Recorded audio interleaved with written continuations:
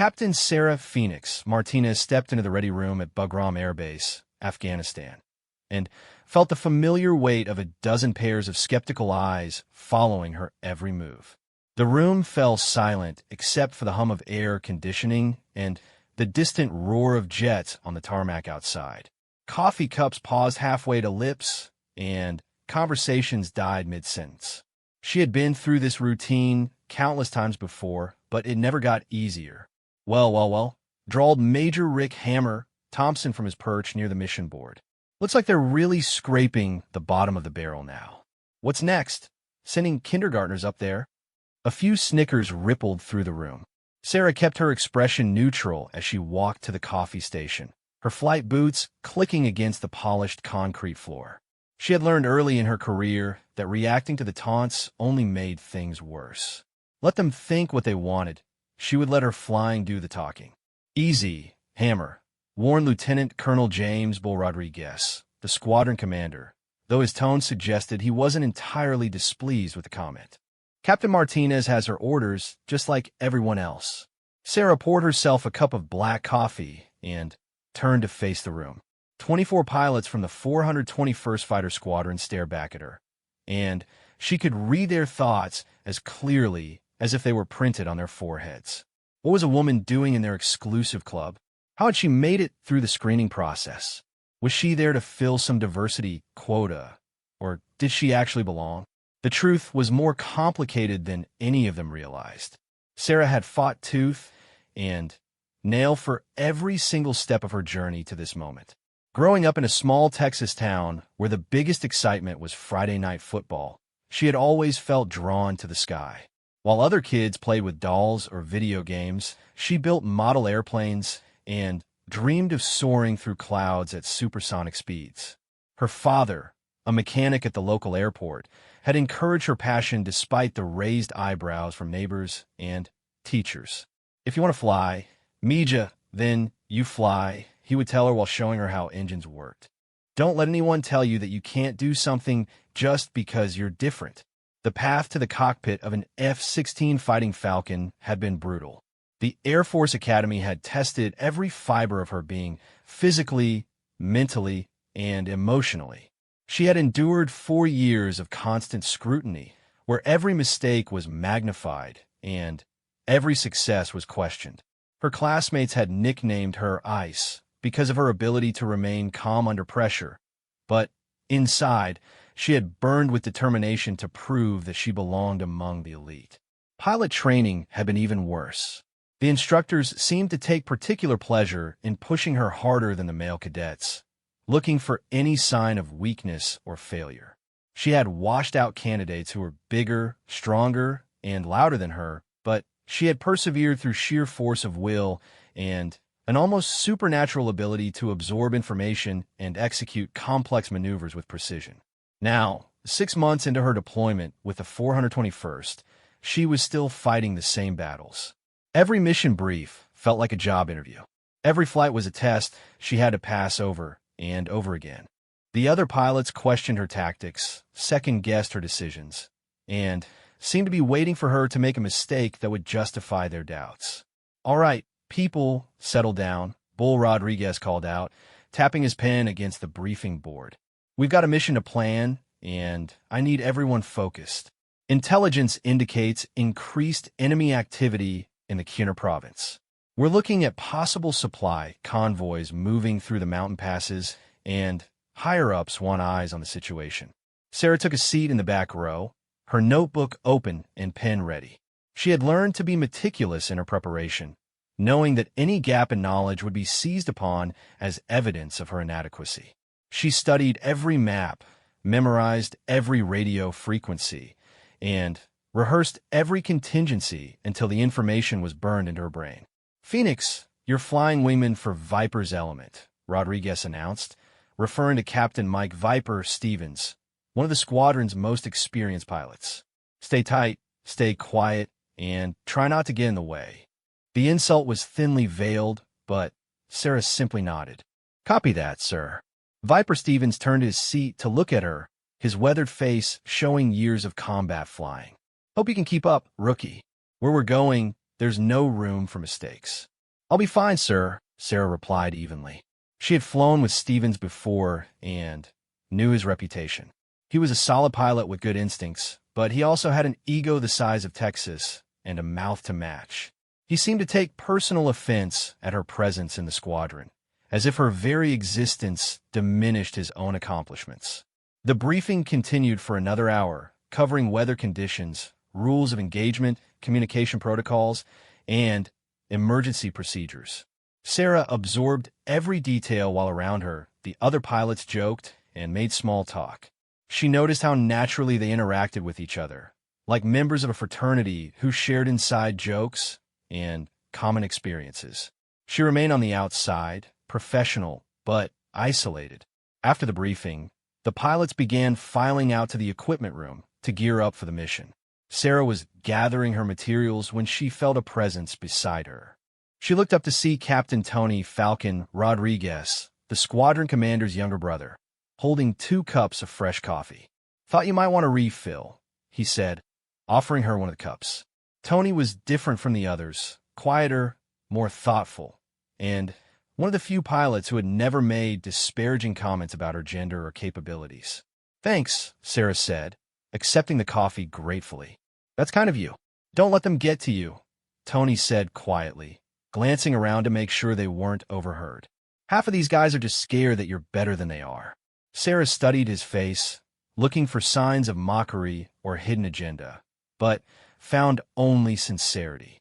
"And the other half know you're better than they are, and that scares them even more," Tony replied with a slight smile. "I've seen your scores from training. I've watched your flights. You've got skills that most of these hotshots can only dream about. Then why don't they give me a chance to prove it?" Tony shrugged, because proving them wrong means admitting they were wrong in the first place. And fighter pilots don't like being wrong about anything. The conversation was interrupted by Viper Stevens appearing in the doorway. "Phoenix, you planning to show up for this mission, or are you too busy gossiping?" Sarah set down her coffee cup and grabbed her helmet bag. "On my way, sir." As she walked toward the equipment room, she could hear Stevens muttering to another pilot, "I swear, they're turning this squadron into a social experiment. Next thing you know, they'll be sending up Boy Scouts and grandmothers." The equipment room was a controlled chaos of pilots suiting up in their flight gear. The process was almost ritualistic, pulling on the G-suit, checking the connections, testing the emergency oxygen system, and running through the mental checklist that could mean the difference between life and death at 30,000 feet. Sarah methodically went through her routine, the same sequence she had performed hundreds of times before. The familiar weight of the equipment was oddly comforting, transforming her from an outsider in the ready room to a lethal weapons system operator preparing for combat. Martinez called out Master Sergeant Williams, the senior enlisted man responsible for pilot equipment. "Your bird's been giving us some trouble with the radar display. Maintenance thinks they've got it sorted, but keep an eye on it during your pre-flight." "Will do, Sergeant," Sarah replied.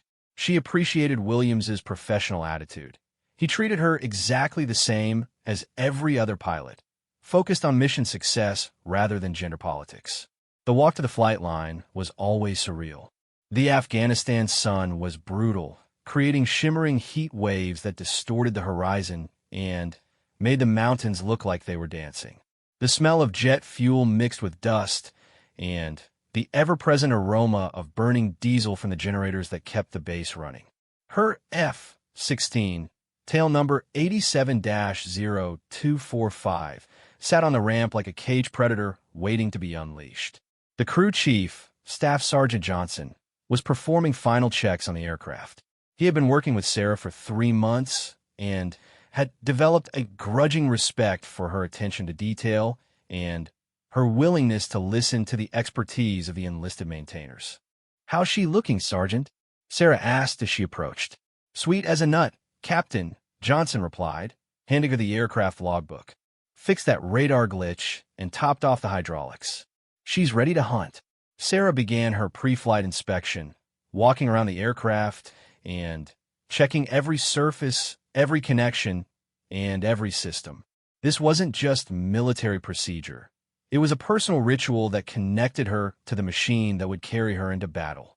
She ran her hands along the fuselage, feeling for any irregularities, and peered into the air intakes to check for foreign object debris.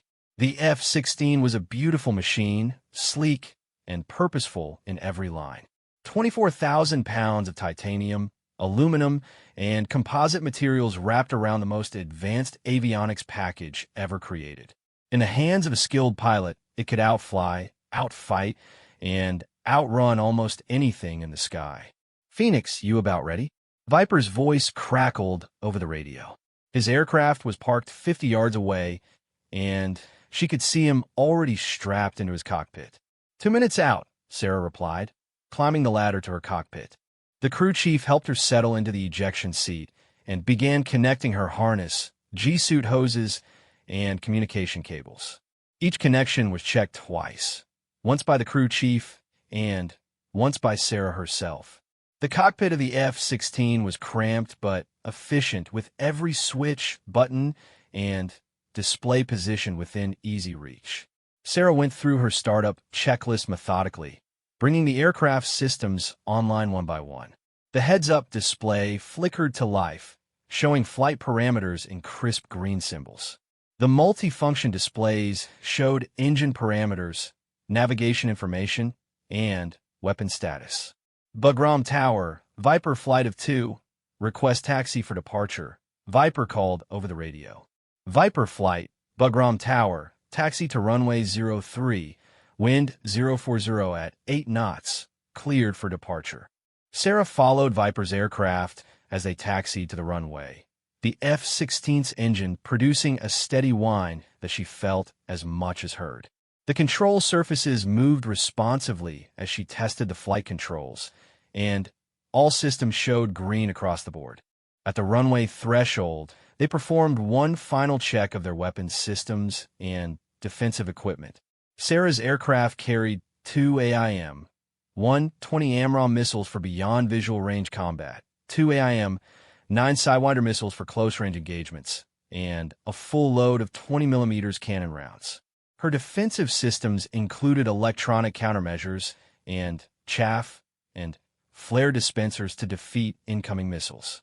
"Phoenix, you ready for this?" Viper asked over the radio. Sarah keyed her microphone.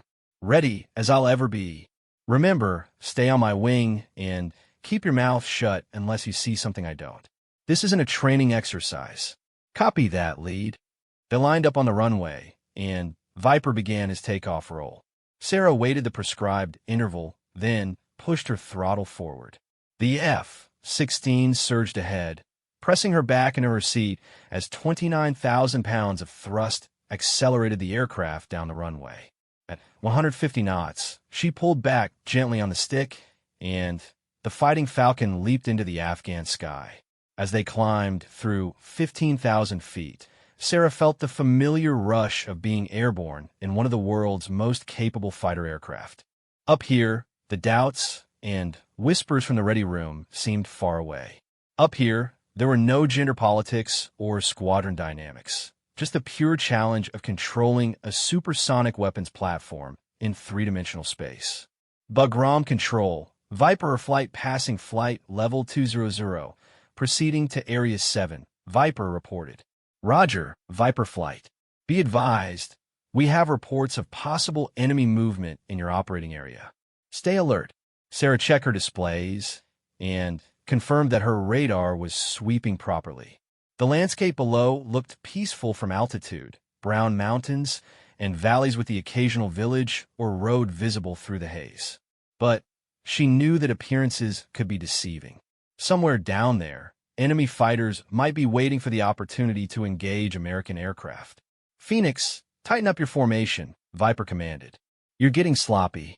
Sarah glanced at her position relative to Viper's aircraft and made a small correction. She was actually in perfect formation, but she had learned not to argue with flight leads, especially ones who seemed determined to find fault with her flying. They had been airborne for 20 minutes when Viper's voice cut through the routine radio chatter. "Phoenix, I'm picking up multiple radar contacts bearing 90, range 40 miles, and closing fast. Looks like we've got company." Sarah immediately focused her attention on her radar display. Sure enough, there were 4 distinct contacts approaching from the east at high speed. Her training kicked in automatically, and she began running through the engagement checklist while simultaneously positioning her aircraft for the best tactical advantage. Viper, Phoenix, I'm seeing the same contacts. Recommend we turn into them and begin defensive maneuvering. Negative, Phoenix. We're going to climb and try to get a better picture before we commit. Sarah felt a chill of concern. Climbing would silhouette them against the sky and make them easier targets for enemy missiles. The correct tactical response was to turn into the threat and force a frontal engagement where their superior technology and training would give them the advantage. Viper, I respectfully suggest you don't suggest anything, Phoenix. You follow orders. Now shut up and stay on my wing.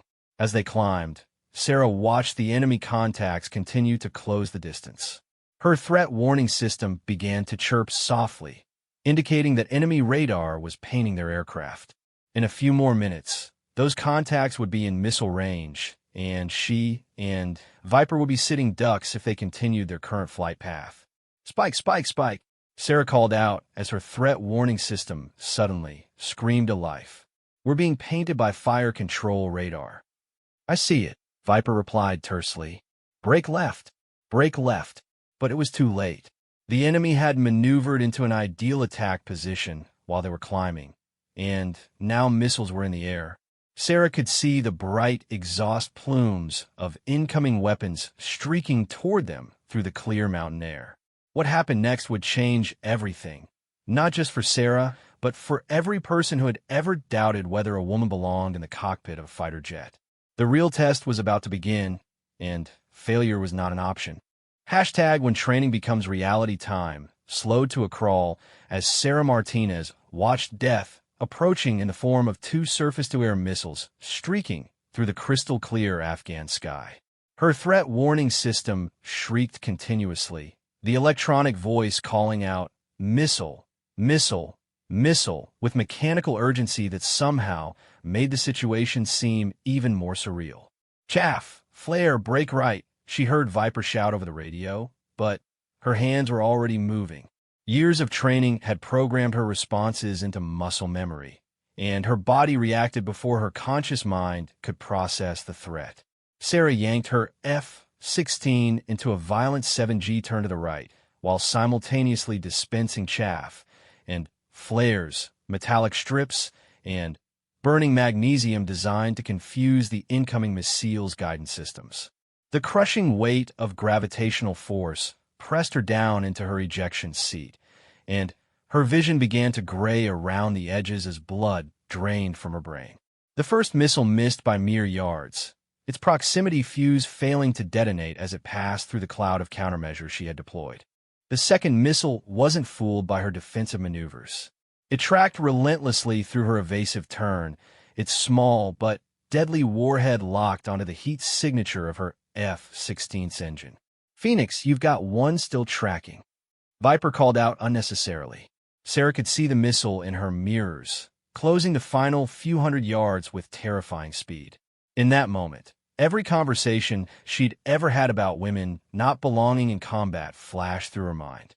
Every snide comment about her physical strength, every question about her ability to handle stress, every doubt about whether she could make the hard decisions when lives hung in the balance. Her father's voice echoed in her memory. Don't let anyone tell you that you can't do something just because you're different. With less than 2 seconds before impact, Sarah did something that went against every instinct and training protocol she had ever learned. Instead of continuing her defensive turn, she rolled inverted and pulled the nose of her aircraft directly toward the incoming missile. The maneuver was called cranking, turning the aircraft's profile to present the smallest possible radar signature while maintaining speed and maneuverability. The missile, programmed to track heat and radar signatures, suddenly lost its lock as Sarah's F-16 disappeared from its sensors. It flew harmlessly past her aircraft and detonated against the mountainside below in a bright orange fireball that sent shockwaves through the valley. What the hell was that? Viper's voice crackled over the radio, a mixture of amazement and anger. "Phoenix, that was the stupidest move I've ever seen." "Negative, lead," Sarah replied calmly, her voice steady despite the adrenaline coursing through her system. "That was a textbook defensive maneuver from the Advanced Air Combat course. I'm surprised you don't remember it." The dig was subtle, but unmistakable. Viper Stevens had never attended the Advanced Air Combat School, a fact that was well known throughout the squadron. Sarah had graduated second in her class from the same school just 8 months earlier. "Cut the chatter and get back in formation," Viper snapped. "We still got bandits out there." Sarah looked at her radar display and frowned. The 4 enemy contacts were gone. Not destroyed, but simply vanished from her screen as if they had never existed. She expanded her search parameters and swept the sky with both her radar and her eyes, but found nothing. "Viper, I'm not seeing the contacts anymore. They might have bugged out after the missile launch." "Copy that. Let's sweep the area and see if we can find where they went." For the next 20 minutes, they searched the skies over eastern Afghanistan, but the enemy aircraft had apparently melted away into the vastness of the mountain ranges. It was a common tactic: launch a quick attack and then disappear before the Americans could respond with overwhelming force. As they headed back toward Bagram, Sarah found herself replaying the engagement in her mind. Something about the whole situation didn't feel right.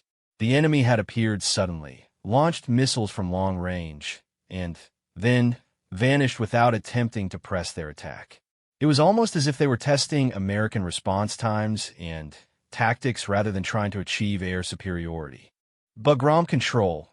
Viper flight returning to base with negative contact. Viper reported as they approached the airfield. Roger, Viper flight. Be advised that multiple aircraft are launching for combat air patrol. Intelligence indicates increased enemy activity throughout your operating area. Sarah felt a chill that had nothing to do with the thin air at altitude. If enemy aircraft were becoming more active, it meant that something big was happening. The scattered attacks and probe missions of the past few weeks might be building toward a larger offensive. They landed without incident, and Sarah went through her post-flight routine with the same meticulous attention to detail that characterized everything she did. The crew chief met her aircraft as she taxied into the parking spot, and she could see the questions in his eyes before she even shut down the engine. "How'd she fly, Captain?" Staff Sergeant Johnson asked as she climbed down from the cockpit. "Like a dream, Sergeant," Sarah replied, "though we did have some excitement up there. I'll need you to check the G-meter and make sure we didn't exceed any structural limits during our defensive maneuvering."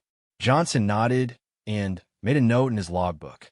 "Any discrepancies with the aircraft systems?" Everything worked exactly as advertised.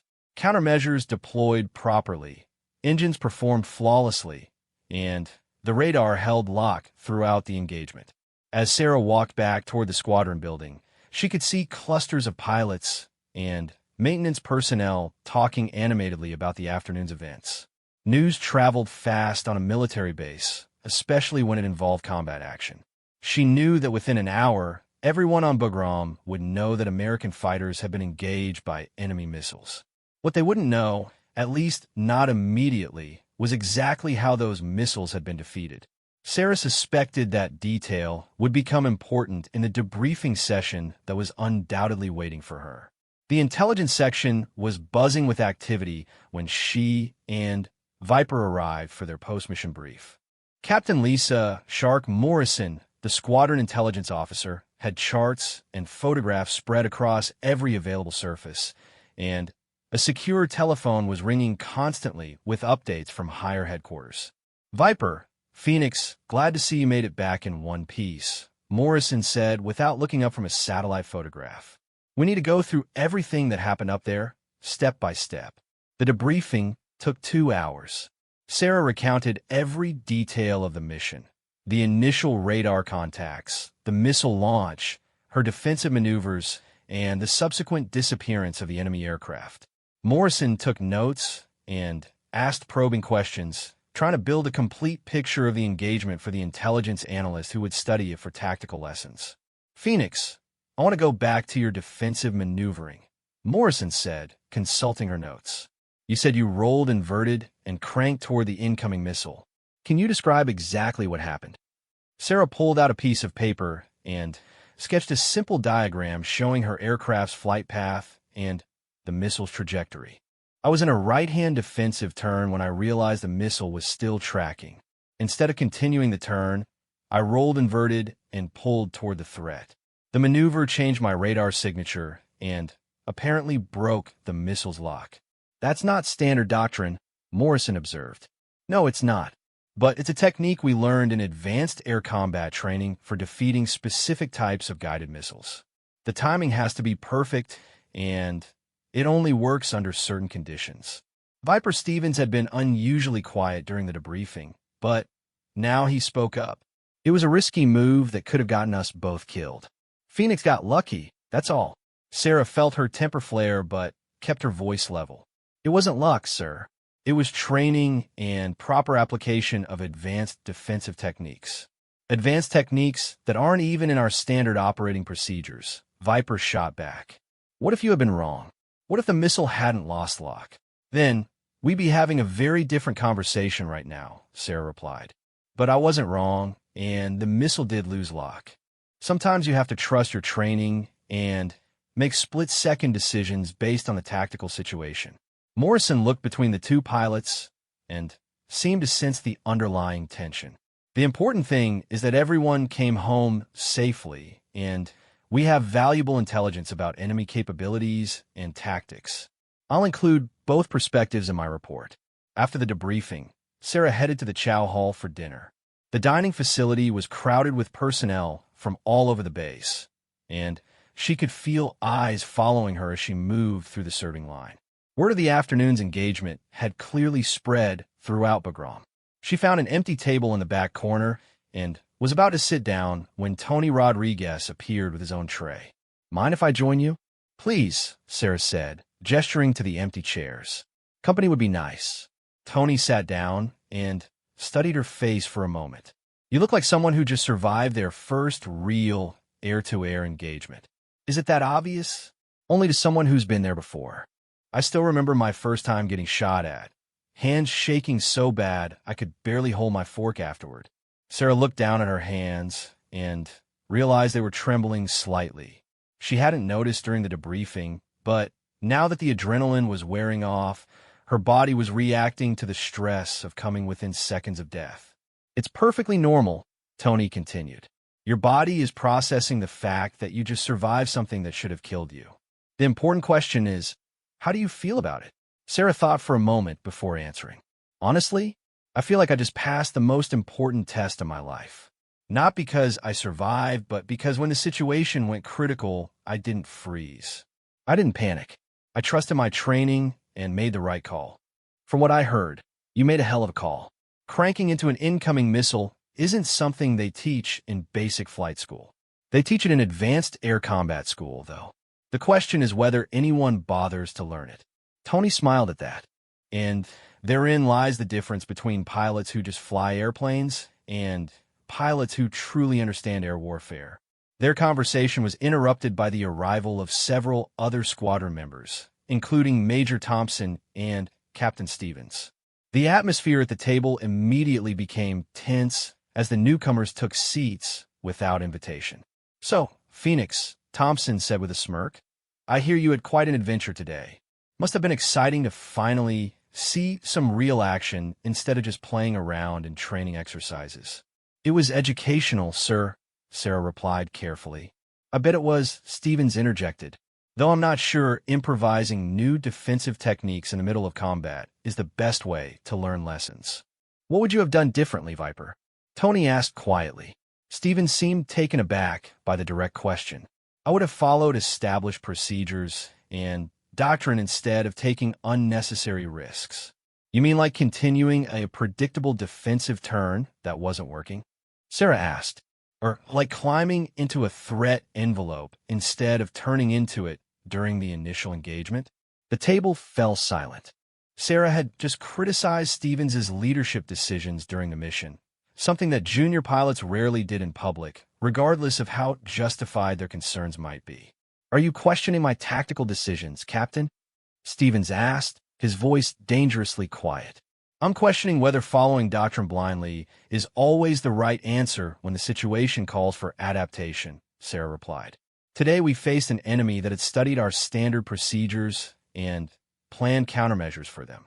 If we had continued to follow the book, we might not be having this conversation." Thompson laughed, but there was no humor in it.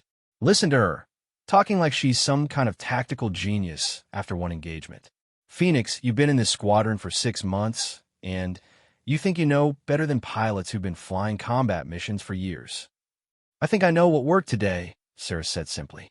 "And I think that's what matters." She stood up from the table, her dinner barely touched.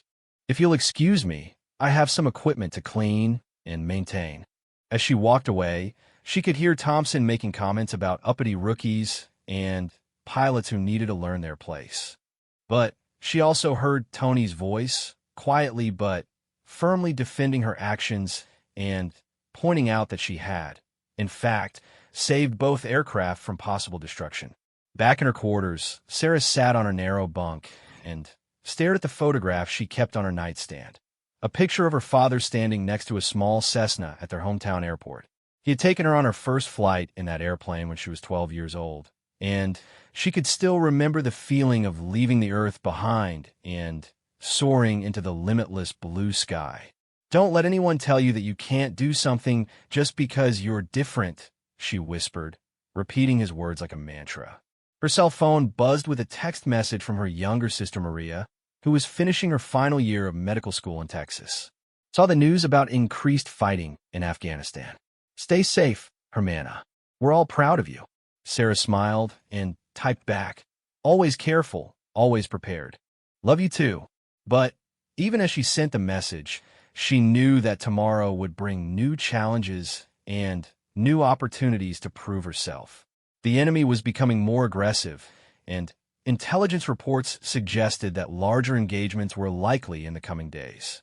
She would need to be ready for whatever came next. As she began cleaning her flight gear and preparing for the next day's missions, Sarah thought about the missile that had come so close to ending her life. In that split second, when she had rolled inverted and cranked toward the threat, she had made a decision that went against conventional wisdom, but proved to be exactly right for the situation. It was, she realized, a perfect metaphor for her entire career. Everyone told her that women didn't belong in fighter cockpits, but she had proven them wrong through superior performance and unshakable determination. Everyone said she should follow established procedures and not rock the boat, but today she had shown that innovation and adaptation were sometimes more valuable than blind adherence to doctrine. The war was far from over, and she suspected that much bigger tests lay ahead. But for tonight, she was content with the knowledge that when the moment of truth had arrived, she had been ready for it. Outside her window, the sounds of Bagram Air Base continued through the night. Generators humming, vehicles moving, aircraft engines starting up for night missions. Somewhere out there in the darkness, enemy fighters might be preparing for another attack. And somewhere in the ready rooms and pilot quarters around the base, American aviators were planning how to meet that threat. Sarah fell asleep with her hand resting on her helmet, ready to answer the call when it came. Hashtag the storm breaks. Sarah woke to the sound of sirens at 0400 hours, 3 days after her first missile engagement. The base-wide alert klaxon was echoing across Bagram Air Base, its urgent wail cutting through the pre-dawn darkness like a knife. She was dressed and running toward the squadron building before she was fully awake, her combat boots pounding against the concrete walkway. The ready room was chaos. Pilots were streaming in from all directions, some still pulling on flight suits, others studying hastily printed intelligence reports by the harsh fluorescent lights. The large-screen display at the front of the room showed a map of eastern Afghanistan covered with red symbols, each one representing confirmed or suspected enemy aircraft movements. "Listen up," Lieutenant Colonel Rodriguez shouted over the noise. "Intelligence indicates a major enemy offensive is underway." We have reports of multiple aircraft formations moving toward coalition positions throughout the region. All squadrons are scrambling every available fighter. Sarah found her assigned seat and grabbed the mission brief that had been placed there. As she scanned the document, her blood ran cold. The enemy wasn't just launching scattered attacks anymore. They were throwing everything they had into a coordinated assault designed to overwhelm American air defenses and provide cover for ground operations. "Phoenix, your flying element lead for Falcon's flight," Rodriguez announced, referring to Tony Rodriguez. Sarah felt a surge of satisfaction mixed with apprehension. This was the first time she had been assigned as an element leader rather than a wingman, which meant the squadron leadership was finally beginning to trust her tactical judgment. But it also meant that other pilots would be depending on her decisions for their survival. Tony approached her as the briefing broke up. "Ready for this, Phoenix?" "As ready as anyone can be for a fur ball with unknown numbers of enemy fighters," Sarah replied. "What's your read on the intelligence?" "I think we're about to find out how good we really are," Tony said grimly. "The enemy has been watching us, learning our patterns, and now they're going to test everything we've got." As they suited up in the equipment room, Sarah could feel the nervous energy radiating from every pilot in the squadron. This wasn't a routine patrol or a limited engagement. This was the kind of large-scale air battle that fighter pilots trained for, but hoped they would never actually face. Her F-16 was loaded for bear. 6 a.m., 120 AMRAAM missiles for long-range engagements, 2 AIM, 9 Sidewinders for close-in fighting, and a full load of cannon rounds.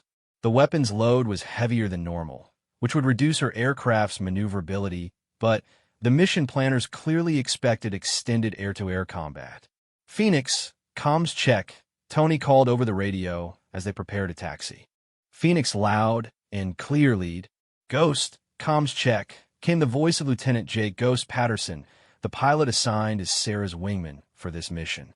Patterson was relatively new to the squadron, but he had quickly earned a reputation as a steady, reliable pilot who followed orders and stayed calm under pressure.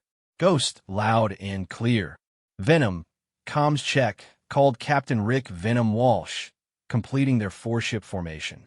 As they taxied to the runway, Sarah could see other flights of F-16s queuing up for takeoff. The entire squadron was launching simultaneously, something that had never happened during her deployment. The sight of so many fighters preparing for combat was both inspiring and sobering. "Bugram Tower, Falcon Flight of 4, ready for departure." "Falcon Flight, you are cleared for immediate takeoff. Winds light and variable, altimeter 2992. Contact departure control passing 3,000 feet. Copy, Tower." Falcon Flight rolling. Tony's aircraft began its takeoff roll, followed at precise intervals by the other 3 fighters. Sarah pushed her throttle to military power and felt the familiar surge of acceleration as her F-16 leaped forward. At 150 knots, she pulled back on the stick and climbed into the Afghan dawn. Departure control, Falcon Flight airborne, climbing to flight level 240. Falcon Flight, radar contact.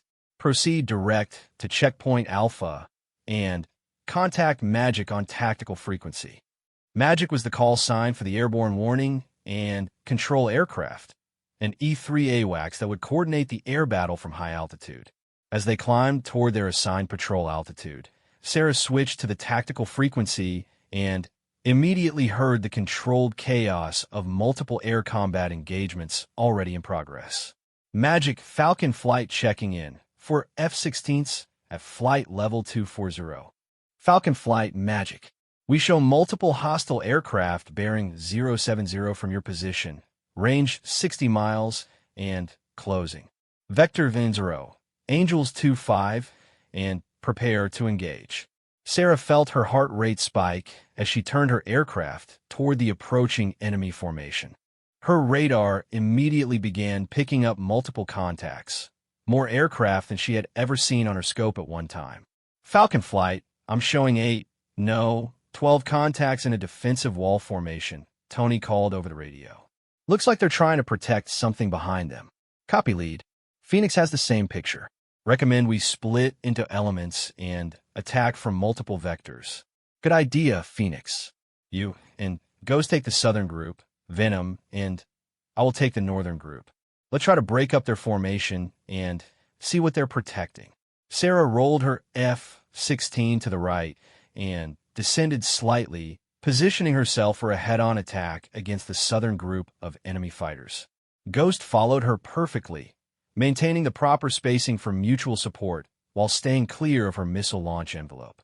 Phoenix, Ghost, I'm picking up multiple radar locks, Ghost called out nervously. They're definitely aware of us. Stay calm, Ghost. Remember your training and watch your radar warning receiver. Call out any missile launches immediately. As they closed to within 30 miles of the enemy formation, Sarah's threat warning system began to chirp softly.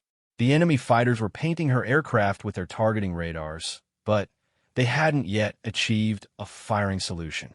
She had perhaps 2 minutes before the engagement became kinetic. Falcon Flight, magic. Be advised we have additional hostiles approaching from the east. Looks like a second wave with approximately 20 aircraft. 20 aircraft? Sarah had never faced odds like that in her life. Even with all 4 members of Falcon Flight performing perfectly, they would be outnumbered 5-1 once the second wave arrived. She began running through tactical options in her mind, looking for some way to even the odds. Phoenix, I'm going to engage the lead group with AMRAAMs, Tony called out. Can you handle the trailer group? Sarah looked at her tactical display and counted 6 enemy aircraft in the southern formation. Against 2 F-16s, the odds were challenging but manageable, if everything went perfectly. Copy lead. Phoenix and Ghost are engaging the southern group. At 25 miles, Sarah achieved a solid radar lock on the lead enemy aircraft. The sophisticated fire control computer in her F-16 calculated intercept courses, flight times, and kill probabilities with lightning speed. All parameters were green for missile launch. Phoenix has tone on the lead bandit, she called out, indicating that her missile was ready to fire. Ghost has tone on the number 2 bandit. Falcon Flight, magic. Multiple missile launches from the hostile formation. You have vampires inbound from multiple vectors. Vampires, air-to-air missiles, were now streaking toward them at supersonic speed. Sarah's tactical display suddenly filled with threat symbols as her aircraft's defensive systems tried to track and identify the incoming weapons. Phoenix, Ghost, notch right and defend, Sarah commanded, rolling her aircraft into a hard right turn to place the incoming missiles at a 90-degree angle to her flight path. The maneuver would make it harder for the enemy weapons to maintain their locks, while still allowing her to prosecute her own attack. Fox 3, she called out, using the brevity code for AMRAAM launch. Her first missile leaped off the rail and streaked toward the enemy formation, its active radar seeker immediately beginning to search for its assigned target. Fox 3, Ghost echoed, launching his own missile a split second later. Now came the hardest part, waiting to see if their missiles would find their targets while simultaneously defending against the incoming vampire missiles. Sarah kept one eye on her radar display, tracking her outbound weapon while scanning the sky ahead for visual contact with the enemy formation. Splash 1, Tony called out from the northern engagement. His missile had found its target, and one enemy fighter was falling toward the Afghan mountains in pieces. Phoenix, break left. Break left. Ghost shouted urgently. Sarah looked at her threat warning display and saw the reason for Ghost's alarm. 2 enemy missiles were tracking her aircraft, and they were less than 10 seconds from impact. She rolled inverted and pulled hard into a defensive spiral, dispensing chaff and flares while trying to maintain situational awareness of the larger battle. The first missile was fooled by her countermeasures and detonated harmlessly 100 yards away. The second missile was more persistent, tracking through her defensive maneuvers with deadly precision. Sarah found herself in the same situation she had faced 3 days earlier, but this time there were multiple enemy fighters maneuvering for position to take follow-up shots. Ghost, where are you? She called out while continuing her defensive spiral. Phoenix, I'm high and to your right, defending against 2 vampires. That meant she was on her own against the tracking missile. Sarah waited until the weapon was within 2 seconds of impact, then executed the same inverted crank maneuver that had saved her life during her first engagement. The missile lost lock and streaked past her aircraft, but she had no time to celebrate. Splash 2. Came another call from Tony's element, indicating a second enemy kill. Phoenix, bandit on your 6. Ghost called out desperately. He's in the envelope. Sarah looked over her shoulder and saw an enemy fighter closing rapidly from behind, its nose pointed directly at her aircraft. The pilot had timed his attack perfectly, waiting until she was defensive against the missile to move in a gun range for a close-in kill. This was the moment that every fighter pilot dreaded, caught in a disadvantageous position with an enemy fighter in a firing solution. Sarah's training told her to continue her defensive turn and try to force the bandit into an overshoot, but her instincts suggested a different approach. Instead of turning away from the threat, she pulled her throttle back to idle and deployed her speed brakes. The F-16 decelerated rapidly, causing the pursuing enemy fighter to overshoot her position just as he was about to open fire. In less than 3 seconds, Sarah had gone from being the hunted to being the hunter. Ghost, bandit, overshooting my position, moving to my 11 o'clock.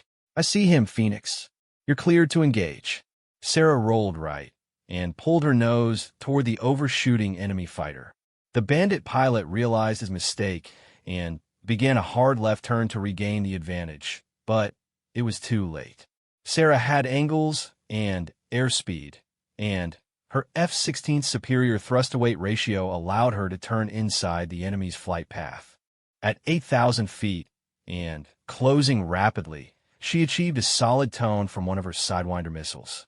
The heat-seeking weapon had locked onto the enemy fighter's exhaust signature and was ready to fire. Fox 2, Sarah called out, launching the Sidewinder. The missile tracked perfectly, guiding itself toward the enemy aircraft with relentless precision. The enemy pilot tried desperately to evade, dispensing flares and pulling into a vertical climb, but the AIM-9's advanced seeker was not fooled by his countermeasures. The Sidewinder's warhead detonated just behind the enemy fighter's wing root, sending shrapnel through critical flight control systems. Sarah watched the aircraft begin an uncontrolled tumble toward the ground, trailing smoke and debris. She did not see a parachute. Splash 3, Phoenix. Ghost called out excitedly. That's your first kill. But Sarah had no time to process the significance of the moment. Her radar was showing more enemy aircraft approaching from the east, the second wave that Magic had warned them about. And somewhere in the confusion of the engagement, she had lost track of Tony and Venom. Falcon 1, Falcon 2. Report status, she called over the radio. Tony's voice came back strained but controlled. Falcon 1 engaged with multiple bandits to the north. Venom is defending against vampires. Copy lead. Phoenix and Ghost are moving to support. As she climbed toward the northern engagement area, Sarah could see the scope of the battle unfolding around them. Contrails crisscrossed the sky at multiple altitudes as fighters from both sides maneuvered for advantage. In the distance, she could see the black smoke of aircraft that had fallen to Earth, though she couldn't tell whether they were friendly or enemy. Magic, Falcon 3. What's the big picture? She called to the AWACS controller. Falcon 3, Magic. We have confirmed 20-plus hostiles still airborne, with additional formations approaching from the northeast. All available fighters are being vectored to your area. Sarah felt a chill at those words. If Magic was calling in every available aircraft, it meant the situation was even worse than she had realized. The enemy wasn't just conducting hit and run attacks anymore. They were trying to achieve air superiority over a significant portion of Afghanistan. Ghost, stay with me and watch our 6, she called to her wingman. We're heading into the biggest fur ball of our lives. As they approached the main engagement area, Sarah could see at least a dozen aircraft maneuvering in a complex three-dimensional ballet of life and death. Missiles were streaking back and forth between opposing formations, and the radio was filled with urgent calls of aircraft defending against attacks or prosecuting their own engagements. This was what she had trained for during countless hours in simulators and practice flights. But training could never fully prepare a pilot for the sensory overload and split-second decision-making required in actual combat. Every choice she made in the next few minutes would determine not only her own survival, but the survival of her wingmen and possibly the outcome of the entire battle. Phoenix, bandit low, 2 o'clock, 5 miles. Ghost called out. Sarah looked down and to her right, spotting the enemy fighter climbing toward their altitude. But as she maneuvered to engage, her radar picked up something that made her blood run cold. For more enemy aircraft approaching from her left side, perfectly positioned to trap her between two separate threats. The real test was just beginning. Hashtag the Crucible. Sarah Martinez found herself in the center of the largest air battle over Afghanistan in over a decade. Enemy fighters seemed to be everywhere, their contrails weaving deadly patterns across the crystal-clear sky. Her F-16's radar display looked like a video game gone mad, with hostile contacts appearing and disappearing as aircraft maneuvered at the edges of detection range. "Ghost, we've got multiple threats converging on our position," she called to her wingman, while simultaneously trying to track 4 separate groups of enemy fighters. "I need you to take the low group, while I handle the ones coming from the left." "Copy, Phoenix." Ghost is engaging low. Sarah rolled her F-16 into a steep left turn toward the approaching 4-ship of enemy fighters. Her tactical computer was feeding her a constant stream of information: range, closure rate, aspect angle, threat priority, but she had learned to process that data intuitively rather than consciously analyzing every piece of information. At 15 miles, she achieved radar lock on the lead enemy aircraft and prepared to launch an AMRAAM missile. But before she could complete the firing sequence, her threat warning receiver exploded with audio warnings. Multiple enemy aircraft were painting her with their fire control radars, and at least 2 missiles were already in the air and tracking toward her position. "Defending," she called out, abandoning her attack and turning hard right to defeat the incoming missiles. The high-G maneuver pressed her deep into her ejection seat, and she had to fight to maintain consciousness as blood drained from her brain toward her feet. The first missile lost lock when she deployed chaff and changed aspect angle, but the second weapon continued tracking relentlessly. Sarah found herself repeating the same defensive sequence she had used twice before, waiting until the last possible second, then rolling inverted and cranking directly toward the threat. This time, however, the enemy missile was equipped with a more sophisticated seeker. Instead of losing lock, it adjusted its flight path and continued to track her aircraft through the defensive maneuver. Sarah watched in horrified fascination as the weapon closed the final few hundred yards, knowing that she had run out of options. The missile detonated 20 yards from her left wing, filling the air with deadly fragments of steel and titanium. Sarah felt the F-16 shudder as shrapnel tore through control surfaces and punctured fuel lines. Warning lights illuminated across her instrument panel like a deadly Christmas tree, and the stick felt heavy and unresponsive in her hands. "Phoenix, you're trailing fuel." Ghost called out urgently. "I can see vapor streaming from your left wing." Sarah quickly scanned her engine instruments and fuel quantity indicators. She had lost approximately 30% of her fuel capacity, and the leak was continuing. At her current consumption rate, she had perhaps 20 minutes of flying time remaining, assuming the damage didn't cause more serious problems. "Ghost, I'm hit but still flying. How are you doing down there?" "Engaged with 2 bandits. I got one with a Sidewinder, but the other one is proving stubborn." Sarah looked down and saw her wingman locked in a turning fight with an enemy aircraft at 15,000 feet. Both aircraft were pulling contrails from their wingtips as they maneuvered at maximum G-force, each pilot trying to gain the angular advantage needed for a killing shot. The tactical situation was becoming critical.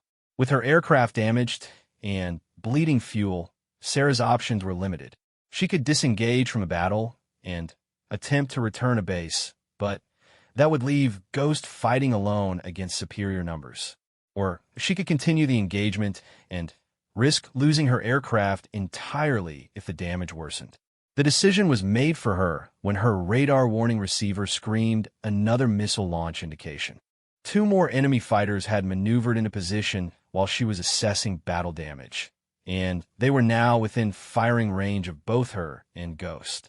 "Vampires in the air," Sarah called out, spotting the missile exhausts as they separated from the enemy aircraft. "Ghost, break right and defend." "I can't. I'm still engaged with this bandit." Sarah found herself facing an impossible choice. She could defend against the incoming missiles and save her own aircraft, or she could attack the enemy fighters that were threatening Ghost. There wasn't time to do both. Without hesitation, Sarah turned toward the missile-launching enemy fighters and selected her last 2 AMRAAM missiles. Her aircraft was damaged, leaking fuel, and barely controllable, but she still had weapons and she still had the will to use them. "Fox 3! Fox 3!" she called out, launching both missiles in rapid succession. The 2 AMRAAMs streaked toward the enemy fighters, forcing them to abandon their attack and turn defensive. Their own missiles lost guidance lock when the launching aircraft began maneuvering, giving Ghost the breathing room he needed to deal with his immediate threat. "Splash 4, Ghost called out a few seconds later. "Phoenix, your missiles forced them off. I got the bandit that was on my 6. But Sarah's relief was short-lived. Her aircraft was becoming increasingly difficult to control as hydraulic fluid leaked from damaged lines. The F-16's fly-by-wire flight control system was working overtime to compensate for battle damage, but she could feel the aircraft becoming more sluggish with each passing minute. "Magic, Falcon 3 declaring emergency," she called to the AWACS controller. "I have battle damage and am leaking fuel. Request vector to nearest friendly airfield." "Falcon 3, Magic, copy your emergency. Be advised that Bagram is under indirect fire attack. Recommend you proceed to Kandahar, bearing 240, range 120 miles.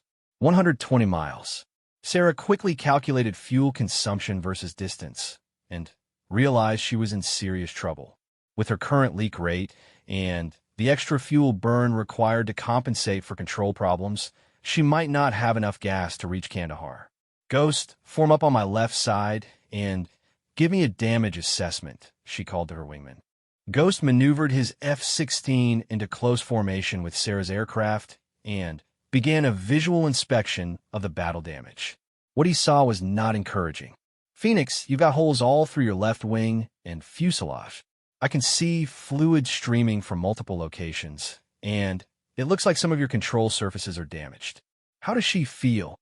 Heavy and sluggish. "I'm having to use a lot of stick input to maintain level flight." As they headed southwest toward Kandahar, Sarah became aware of radio chatter indicating that the air battle was still raging behind them. Tony and Venom were still engaged with multiple enemy fighters, and additional coalition aircraft were being vectored into the area to reinforce the defensive effort. "Ghost, I want you to turn around and rejoin the fight," Sarah said quietly. "Negative, Phoenix. I'm staying with you until you're safely on the ground." "Ghost, that's not a request. There are friendly pilots back there who need help, and you're more useful in the fight than babysitting a damaged aircraft. Phoenix, you're my element leader and my wingman. I'm not leaving you." Sarah felt a surge of emotion at Ghost's loyalty, but she also knew that her duty as an element leader was to make decisions based on the overall tactical situation rather than her personal safety. With enemy fighters still active in the area, every friendly aircraft was needed in the battle. "Ghost, as your element leader, I'm ordering you to return to the engagement area and provide support to Falcon 1 and 2. "That's not a suggestion." There was a long pause before Ghost responded. "Copy, Phoenix. Good luck, and call out if you need help." Sarah watched her wingman turn back toward the northeast, leaving her alone with a badly damaged aircraft over the hostile terrain of Afghanistan. The irony was not lost on her. After months of proving that she belonged in a fighter cockpit, she was now fighting for her life in a crippled F-16 with no one to depend on except herself. The flight to Kandahar became a test of both flying skill and mental endurance. Every few minutes, Sarah had to adjust her flight controls to compensate for worsening battle damage. Her fuel quantity was dropping faster than her navigation computer had calculated, and she began shutting down non-essential systems to reduce power consumption. 20 minutes into the solo flight, her left engine began showing abnormal temperature readings. Shrapnel from the missile explosion had apparently damaged the turbine section, causing the engine to run hot and consume fuel at an accelerated rate. Sarah reduced power settings and began calculating whether she could make it to Kandahar on one engine if the left motor failed completely. Kandahar approach. Emergency aircraft bearing 060, 60 miles out. She called on the approach control frequency. Emergency aircraft, Kandahar approach. State your call sign and nature of emergency. Kandahar, Falcon 3 declaring emergency. Single F-16 with battle damage, engine problems, and fuel emergency. Request immediate approach and landing.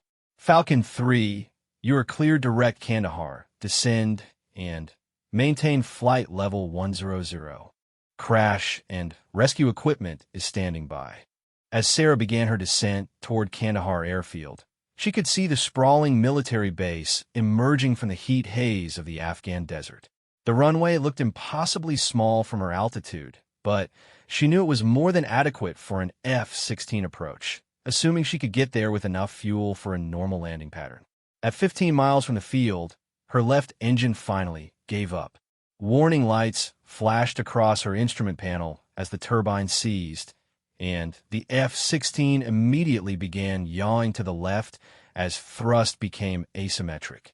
Sarah quickly adjusted her flight controls and began an emergency approach procedure for single-engine operations. Kandahar, Falcon 3 has lost left engine. Proceeding with single-engine approach. Copy, Falcon 3. Windcom, you're cleared to land runway 23. Emergency equipment is standing by.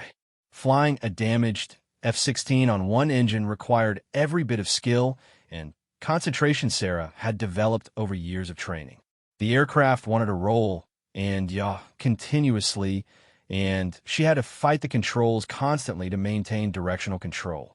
Her right hand gripped the throttle for the remaining engine, while her left hand worked the flight stick with subtle inputs designed to keep the aircraft stable. At 3 miles from the runway, Sarah lowered her landing gear and felt the F-16 become even more difficult to control. The additional drag from the gear created more asymmetric forces that tried to roll the aircraft inverted. She compensated by adding power to the right engine and applying opposite rudder pressure. Kandahar, Falcon 3 on final approach, single engine, gear down and locked. Copy, Falcon 3. You're clear to land. Crash equipment is rolling. Sarah could see fire trucks and emergency vehicles racing along the parallel taxiway, their red and blue lights flashing against the desert backdrop. The sight was both reassuring and sobering. If something went wrong during the landing, she would have help immediately available, but the presence of so much emergency equipment also emphasized just how dangerous her situation had become. As she crossed the runway threshold at 180 knots, Sarah began the most challenging landing approach of her career. With only one engine and damaged flight controls, she had to time everything perfectly. Too fast, and she would overrun the runway. Too slow, and she would stall and crash short of the pavement.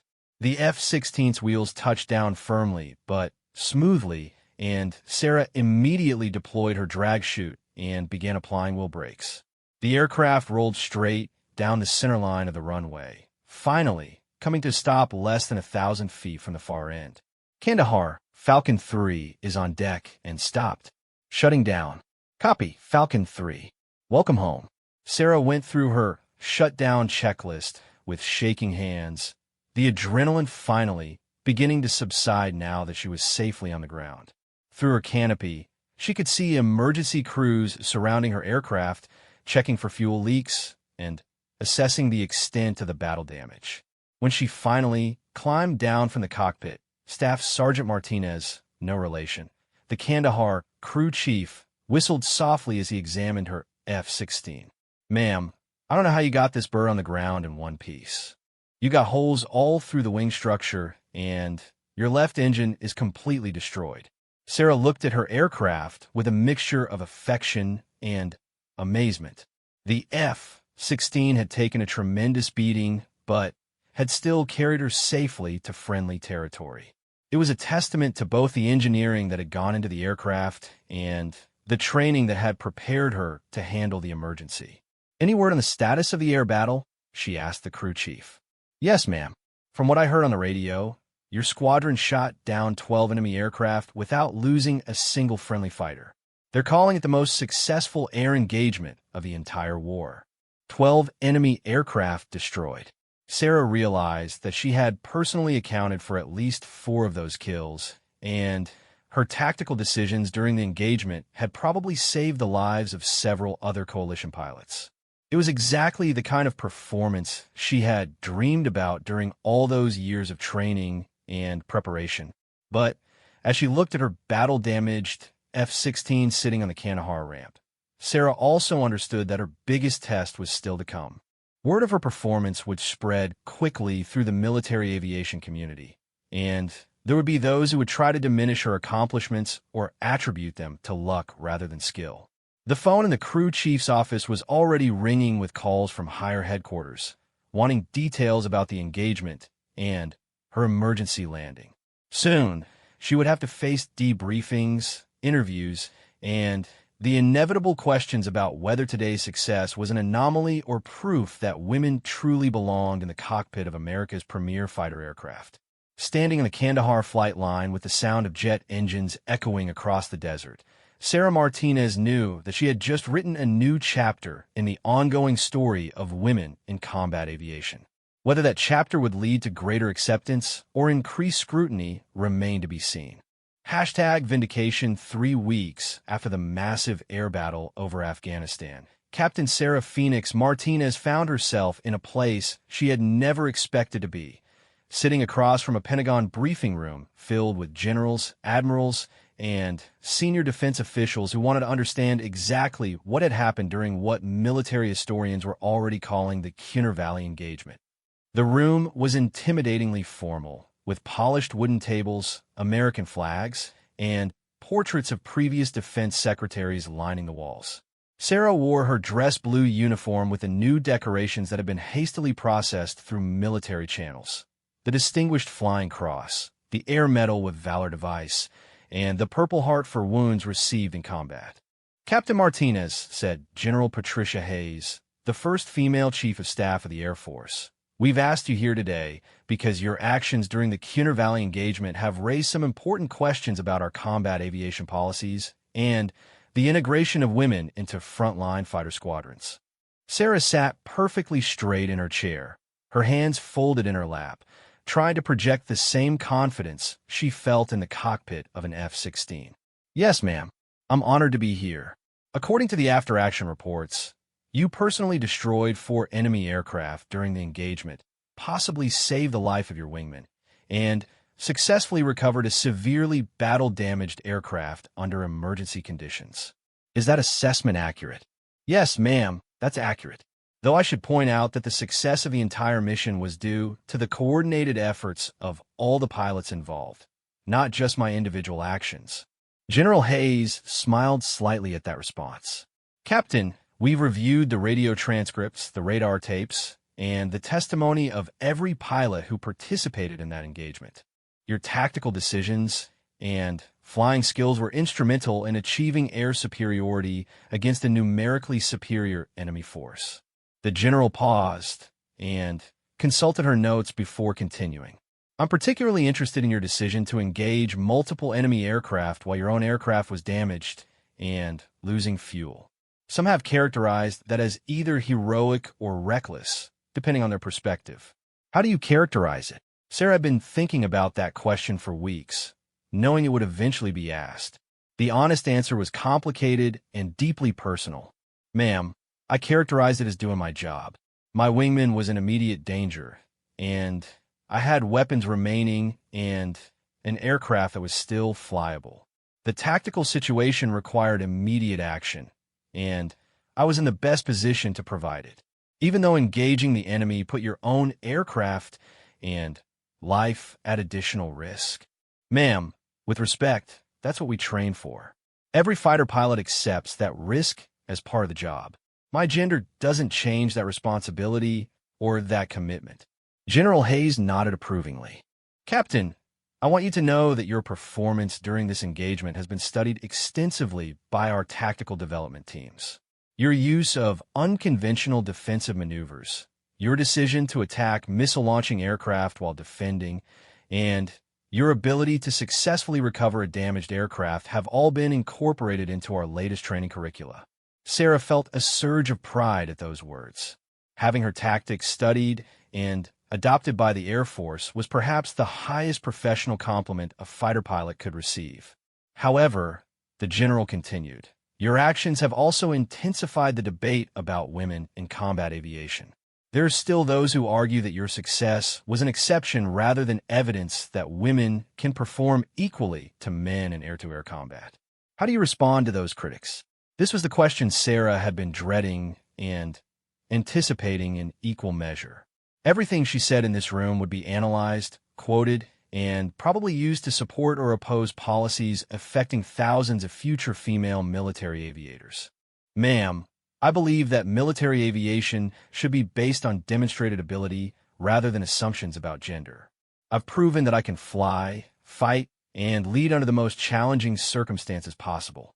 I hope that my example encourages other qualified women to pursue careers in fighter aviation, and I hope it demonstrates to skeptics that capability is what matters, not gender.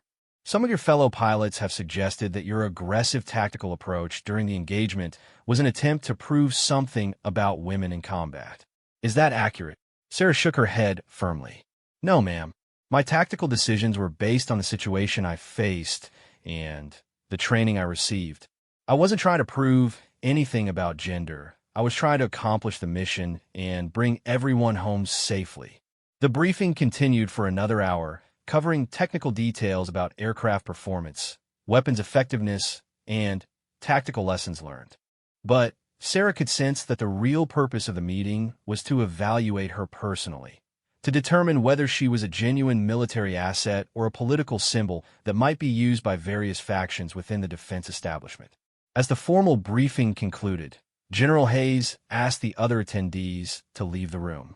When they were alone, she moved to the chair next to Sarah and spoke in a more conversational tone. Captain, I want to share something with you off the record. 25 years ago, I was a young helicopter pilot fighting many of the same battles you're fighting now. I was constantly questioned, constantly tested, and constantly expected to prove myself over and over again. Sarah listened intently, fascinated to hear from someone who had successfully navigated the path she was currently traveling. The difference between your situation and mine, the general continued, is that your proving ground was actual combat against a determined enemy. When I was coming up through the ranks, women weren't allowed in combat positions, so I never had the opportunity to demonstrate my capabilities under fire. You've had that opportunity, and you've succeeded brilliantly. Thank you, ma'am. That means a great deal coming from you. Here's what I want you to understand, General Hayes said seriously. Your performance during the Cunard Valley engagement has fundamentally changed the debate about women in fighter aviation. Before your mission, critics could argue that women hadn't been tested in real combat. After your mission, that argument no longer holds water. The general stood and walked to the window overlooking the Pentagon courtyard. We're going to be announcing some policy changes in the coming weeks that will expand opportunities for women in military aviation. Your success has provided us with the evidence we needed to support those decisions. Sarah felt a mixture of excitement and apprehension at those words. Expanding opportunities for women was something she had always supported, but she also knew that increased attention would bring increased scrutiny for every female pilot who followed in her path. Ma'am, if I may ask, what kind of policy changes are we talking about? Integration of women into all fighter squadrons, removal of remaining restrictions on combat assignments, and enhanced recruitment efforts to attract qualified female candidates. Essentially, we're going to open every door that talent and qualification can open, regardless of gender. After the meeting, Sarah found herself walking through the halls of the Pentagon, trying to process everything that had just occurred. 6 months ago, she had been fighting just to be accepted by her own squadron mates. Now she was apparently serving as the poster child for a major shift in military personnel policy. Her cell phone rang as she reached the main entrance. The caller ID showed Tony Rodriguez's number. "Phoenix, I heard you were briefing the brass at the Pentagon today. How did it go?" "It went well, Falcon. Really well. But I think things are about to get interesting for all of us." "What do you mean?" Sarah looked back at the massive Pentagon building, thinking about the policy changes General Hayes had described. "I mean that the Air Force is about to change in some fundamental ways, and our engagement over Cuner Valley was apparently the catalyst for those changes." "That's incredible. Sarah, you should be proud of what you've accomplished." "I am proud, but I'm also aware that this is just the beginning. Opening doors is one thing. Walking through them successfully is another." 2 days later, Sarah was back at Bagram Air Base, preparing to resume normal flight operations.